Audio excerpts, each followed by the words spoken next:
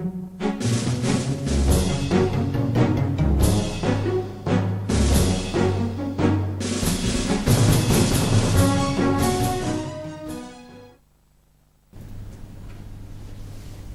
bien, bonjour, bienvenue dans cette leçon, toujours avec notre consultant expert, grand maître international Jean-Luc Chabanon. Bonjour Jean-Luc. Bonjour Stéphane. Alors aujourd'hui, on va voir un thème tout à fait essentiel dans la pratique du jeu d'échecs, dans la découverte du jeu d'échecs. C'est la fameuse fourchette. Et oui, donc aux échecs, comme dans la mafia, comment dire, la vengeance est un plat qui se mange froid et surtout avec une fourchette, quoi. D'accord, surtout avec une fourchette. Donc la fourchette, c'est le b.a.-ba de la tactique aux échecs. Alors, ça consiste en quoi une fourchette? Eh ben, il faut regarder une fourchette, donc c'est-à-dire plusieurs dents qui attaquent dans plusieurs directions possibles. Donc c'est une pièce qui attaque deux pièces à la fois. D'accord. Donc voilà. C'est multiple attaque en fait. Donc voilà. C'est une double attaque, voire même une triple attaque. Une triple attaque, quelquefois, oui. Donc là, aujourd'hui, nous nous intéressons uniquement aux fourchettes simples, donc attaque de deux pièces à la fois. Et donc, la fourchette, c'est l'exercice tactique par excellence. Voilà, en tout cas à connaître, puisque si on veut gagner des parties, évidemment, il faut trouver des façons souvent de gagner du matériel. Eh bien, la fourchette est le moyen idéal pour arriver à ces fins. Alors, on va voir plusieurs exemples de fourchettes. Et peut-être la fourchette la plus connue, la plus usitée, la plus célèbre, et celle dans laquelle les débutants tombent le plus souvent, mais même les grands maîtres, hein, oui. C'est la fameuse fourchette du cavalier.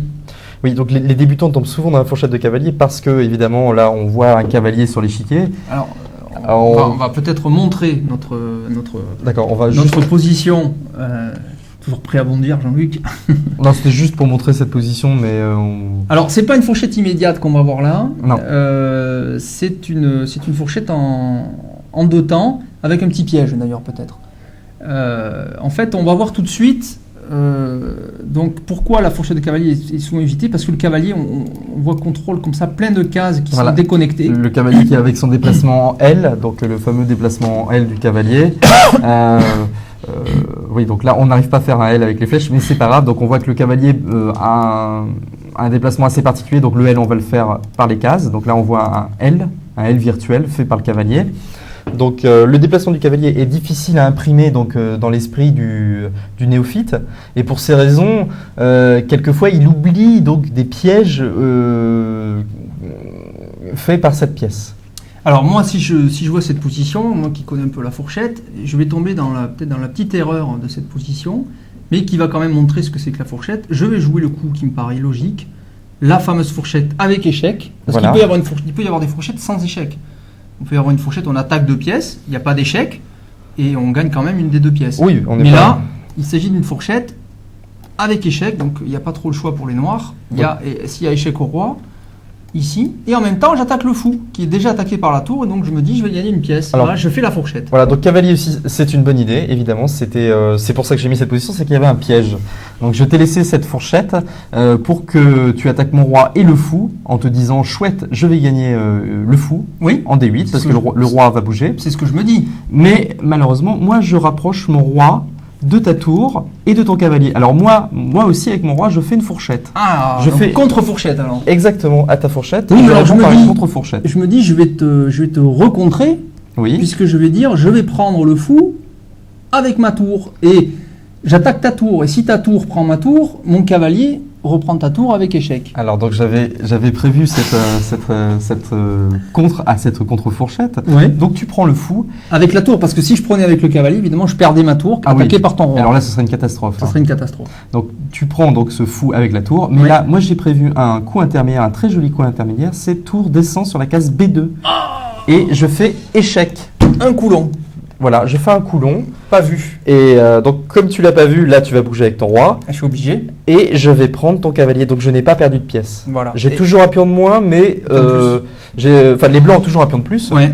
Mais il faut avouer que c'est pas suffisant pour gagner. C'est pas suffisant pour gagner, tout à fait. Pas dans cette position, en tout cas. C'est chaud, en tout cas. Ça va être difficile.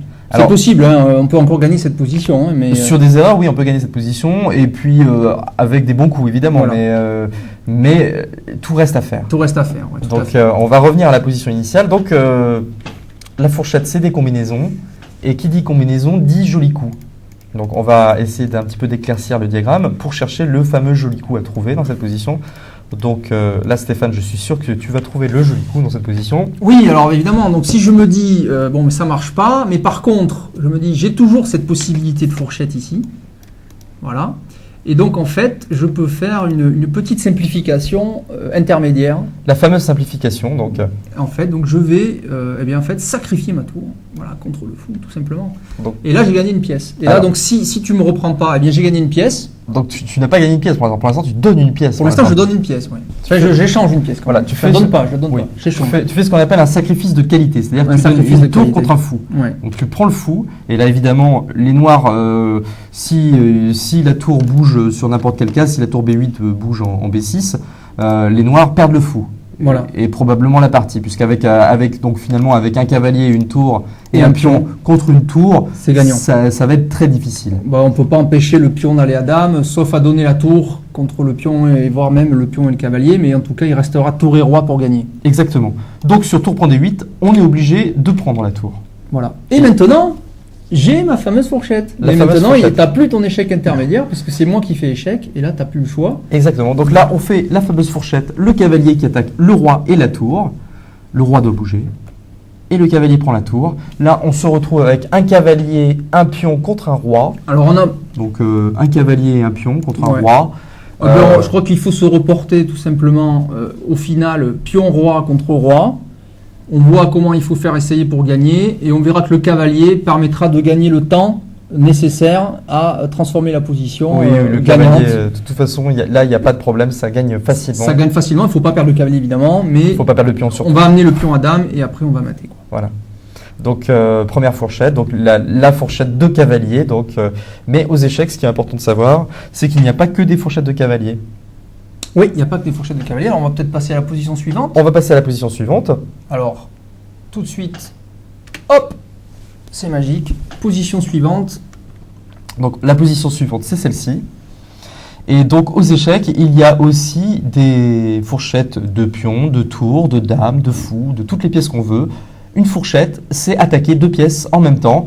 Donc, en menaçant une pièce, elle doit bouger, mais on mange l'autre. Voilà, c'est tout simple, hein. On mange, on prend. Manger, c'est peut-être un terme un peu barbare. On va voir que la fourchette, dans cette position-là, nous permet de faire une petite combinaison qui n'est pas forcément bonne, mais qui en tout cas qui est à considérer grâce au fait que la fourchette existe. Exactement. C'est-à-dire que dans cette position, je pourrais te poser la question, Stéphane, est-ce que je peux prendre le pion sur la case E5 ? Eh bien, si je réfléchis à court terme, je dis ben non, puisque si tu me prends le pion E5, je te reprends le cavalier. Tu me reprends le cavalier. Donc là, dans cette position, avec mon cavalier, on pourrait croire que je viens de faire une grave erreur, puisque ton cavalier va prendre mon cavalier sur la case E5. Donc oui, tout à fait. Je prends le cavalier en E5, mais là, j'ai tout prévu. C'est-à-dire que j'ai prévu une fameuse fourchette de pions. Là, ça ne sera pas un cavalier, ça sera un pion qui va faire la fourchette. Donc, j'avance mon pion de 2 cases et j'attaque ton fou et ton cavalier. Voilà. Donc, alors dans ce cas-là, je suis coincé. Je repère la pièce. Tu repères la pièce. Donc, dans ce cas-là, autant prendre un pion au passage. Tu peux prendre avec le fou ou ramener ton fou sur cette case. Alors, donc, soit je prends le pion. Soit tu prends le pion comme ça. Soit je prends avec le cavalier. Oui, il y a plusieurs possibilités où tu prends ce pion avec le cavalier. Alors, on va d'abord regarder avec le fou. Si tu prends avec le fou, moi, je récupère ma pièce. Voilà, tout simplement. Donc, je n'ai pas gagné de matériel, mais je n'en ai pas perdu. Voilà. Donc, la partie continue, en fait. La partie continue. Il n'y a pas d'avantage suite à avoir fait cette fourchette. Voilà, mais en tout cas, je voulais juste démontrer que mon coup était possible. Voilà. Et je crois que j'y suis arrivé. Si tu prends du cavalier, c'est la même chose. Je prends le fou. Voilà, avec le pion, cette fois. Donc le pion en D4 qui a bien réussi sa mission, c'est-à-dire attaquer 2 pièces, une pièce s'en va, on prend l'autre. Donc c'est la thématique principale de la fourchette. Très bien. Alors on va peut-être passer à la position suivante. On va passer à la position suivante. Donc la position suivante, il me semble que c'est une fourchette de fou. Alors, hop. Voilà, donc on va revenir en arrière encore. Donc dans cette position, c'est au blanc de jouer. Et là, c'est une combinaison. C'est une combinaison. Donc pour l'instant, il y a à peu près égalité matérielle. On voit que la tour en B4 est assez active, puisqu'elle attaque le pion C4 et le pion A4. Elle veut les manger. Donc si avec les blancs, je ne trouve pas un coup miracle, eh bien je risque d'être dans une situation délicate. Voilà, donc, alors ce qu'il faut noter, c'est que, eh bien, en fait, ce fou ici, là, il est bien pour l'instant quand même, parce qu'il attaque ici un pion qui est faible, parce qu'il n'est pas défendu. Oui. Mais surtout, peut-être à noter, alors la chose qui doit frapper tout de suite, c'est la possibilité qu'en fait toutes ces cases ici, toutes ces pièces sont sur case noire. Exactement. Donc évidemment, dans le jeu tactique, il faut être très observateur. Donc on a un fou dans cette position, on a un fou de case noire sur la case E3. Oui. Il faut regarder tout ce qui est sur case noire. Et il faut regarder les diagonales où le fou peut aller. Oui. Là, attends, je ne sais pas comment on fait les cases rouges, voilà, c'est comme ça. Là, on a une diagonale, la diagonale A3 F8, qui est rouge. Oui. Et le fou peut aller sur cette diagonale. Ouais, pour l'instant, il est en prise du fou adverse. Pour l'instant, il est en prise. C'est vrai que là, si on prenait le fou, si on prenait le pion avec le fou mangerait le fou et on perdrait une pièce. On perd une pièce. Mais peut-être qu'il y a une solution. Alors, moi, ça me fait penser, mon cher Jean-Luc, à la même petite combinaison qu'on vient de voir au début, c'est-à-dire une simplification intermédiaire. Je pense, encore une fois, à un sacrifice de qualité, tour par fou, puisque ça élimine le défenseur de ce pion.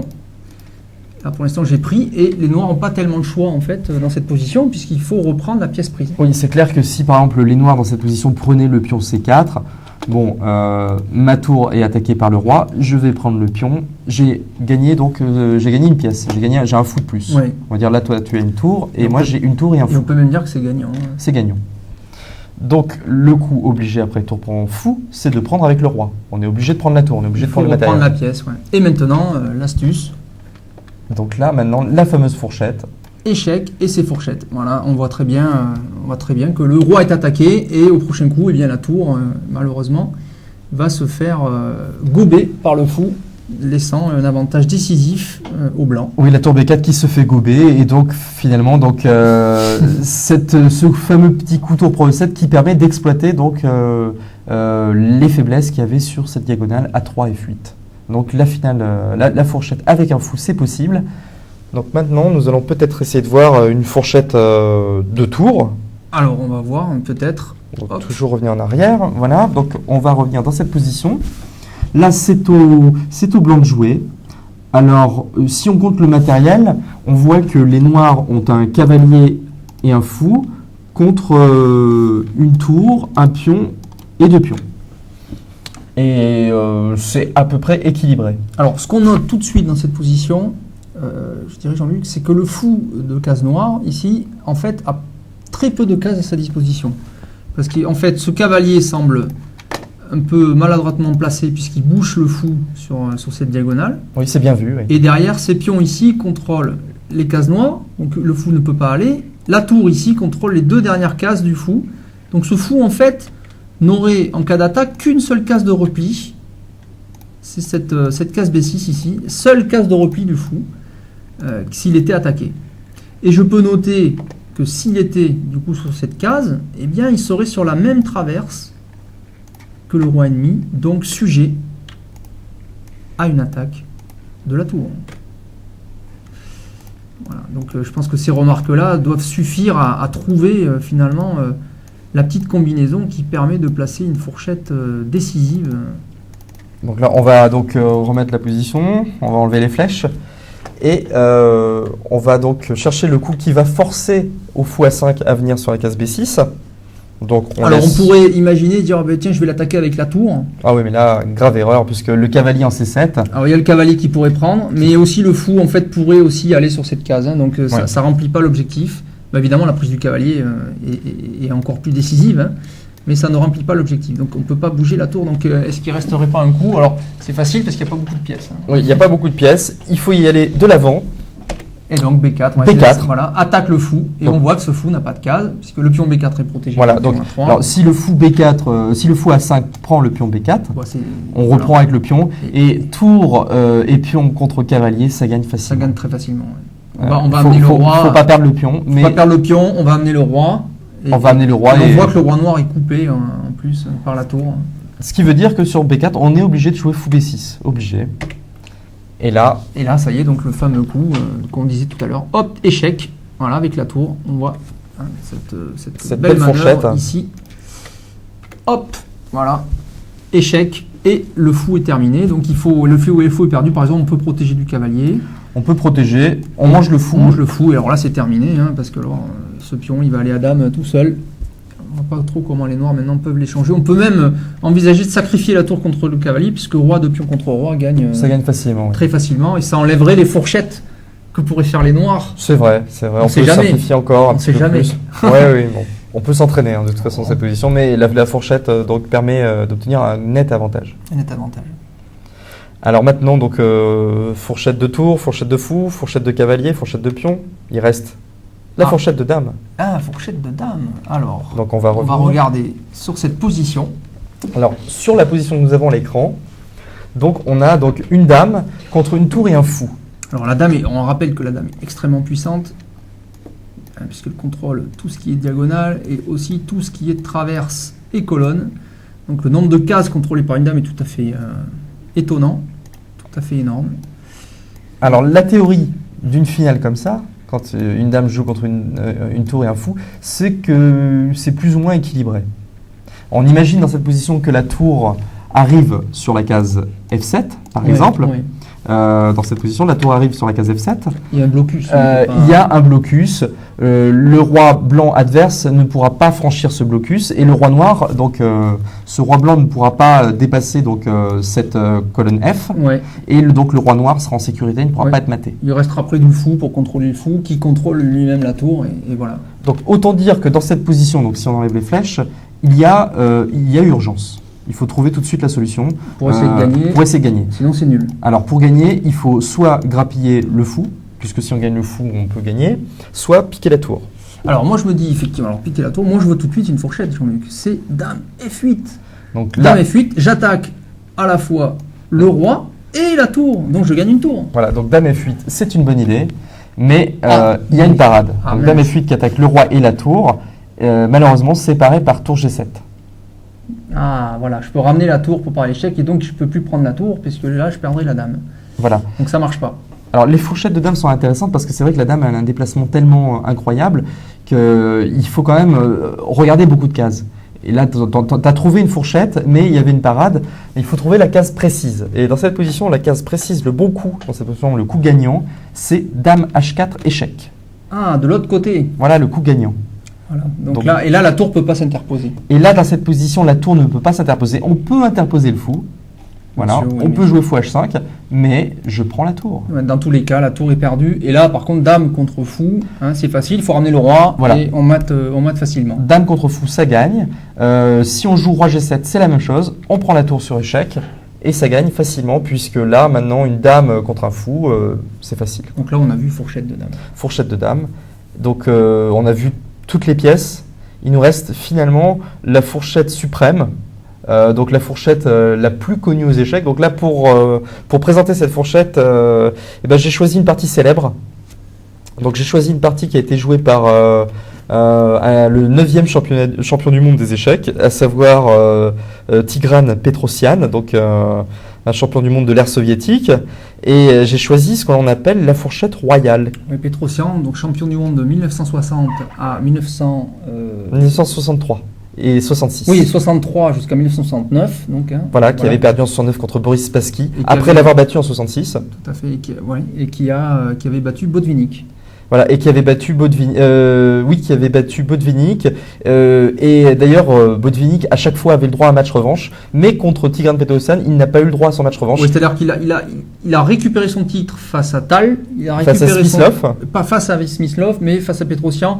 Il n'y avait plus la possibilité du match revanche. Et cette fois, donc, il a abandonné la course au titre mondial parce qu'à son âge, il avait dit j'avais plus l'énergie pour me relancer dans la bataille. Oui, Botvinnik qui, comme diagonale, était finalement a consacré finalement la fin de sa carrière à l'enseignement du jeu puisqu'il avait une école à Moscou et donc c'était le professeur d'échecs en place à Moscou.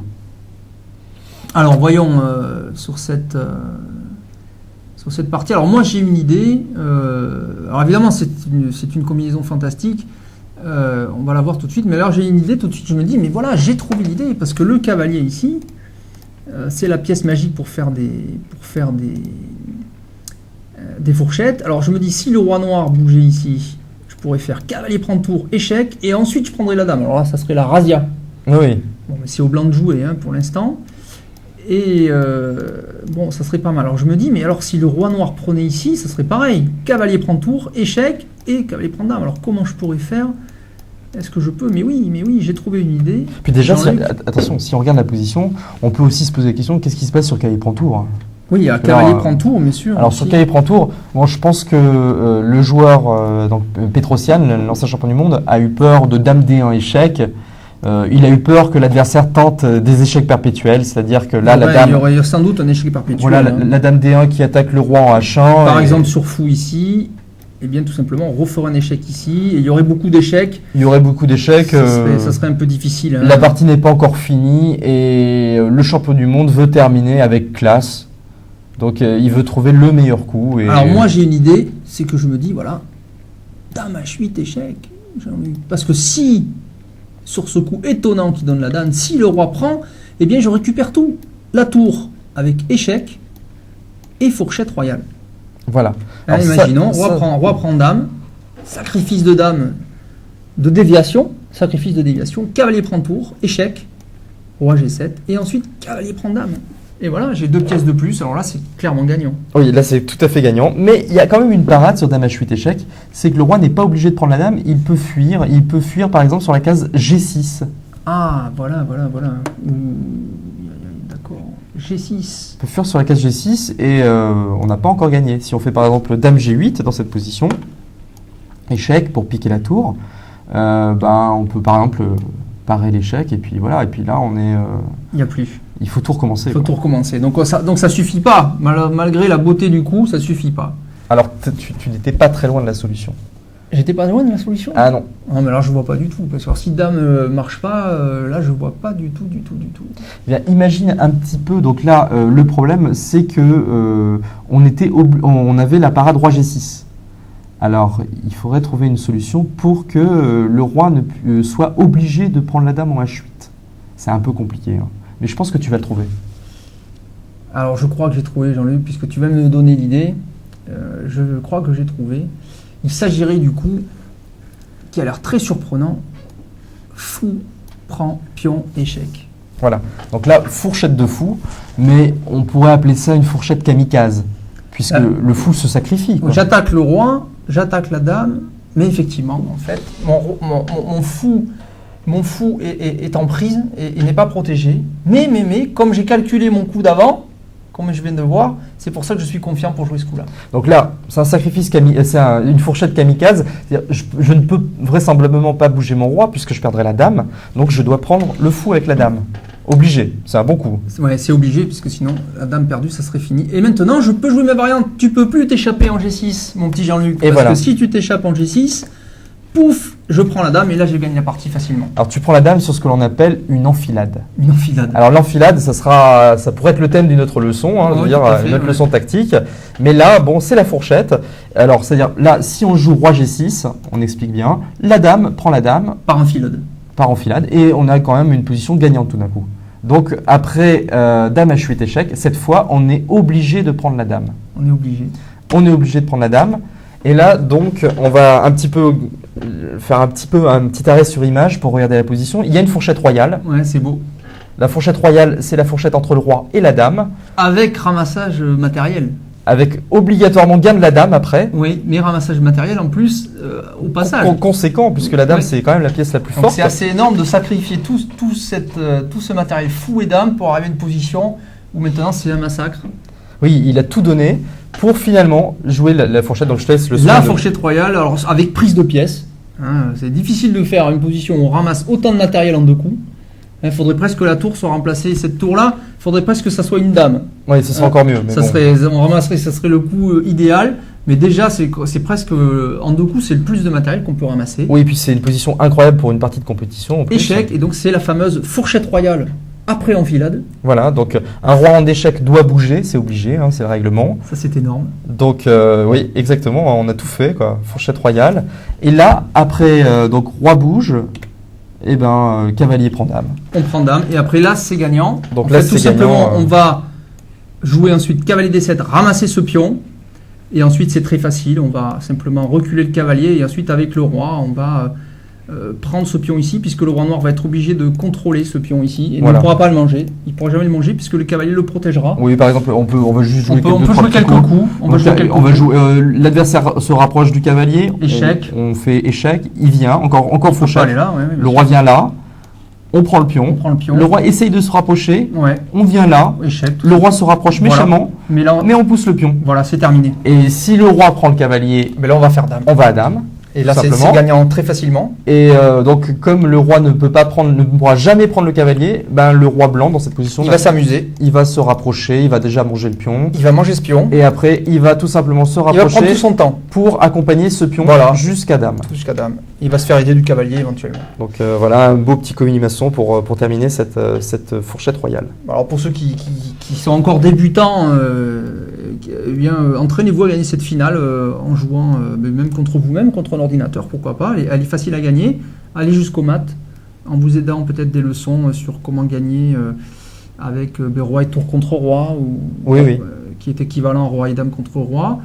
Une fois qu'on aura fait dame avec le pion, entraînez-vous à bien comprendre le plan ici qui consiste à ramasser d'abord le pion dangereux des noirs pour ensuite aller faire une dame. C'est un plan, hein, c'est voilà, un plan de finale, hein, simple, mais c'est un plan. Et voilà, comprenez les petites subtilités, c'est intéressant. En tout cas, là, on a vu peut-être un des plus beaux, une des plus belles combinaisons, on peut le dire, hein, de l'histoire du jeu d'échecs, faite par Tigran Petrosian. À noter que Tigran Petrosian a fait une combinaison semblable, vraiment semblable, face à Boris Spassky dans son championnat du monde de 1966. La position était un peu différente, mais c'était la même combinaison. Il a joué dame H8 échec, forçant le roi noir à prendre la dame, et ensuite fait une double récupération avec fourchette. C'était une partie aussi très très célèbre. Donc c'était le roi de la fourchette. C'était le roi de la fourchette. Donc c'était un joueur que les jeux d'échecs donnaient beaucoup d'appétit. Tout à fait, voilà. Eh bien, alors que je fais tomber mon roi, terminé pour cette leçon sur la fourchette. À bientôt sur Diagonale à la leçon. Au revoir Jean-Luc. Au revoir Stéphane.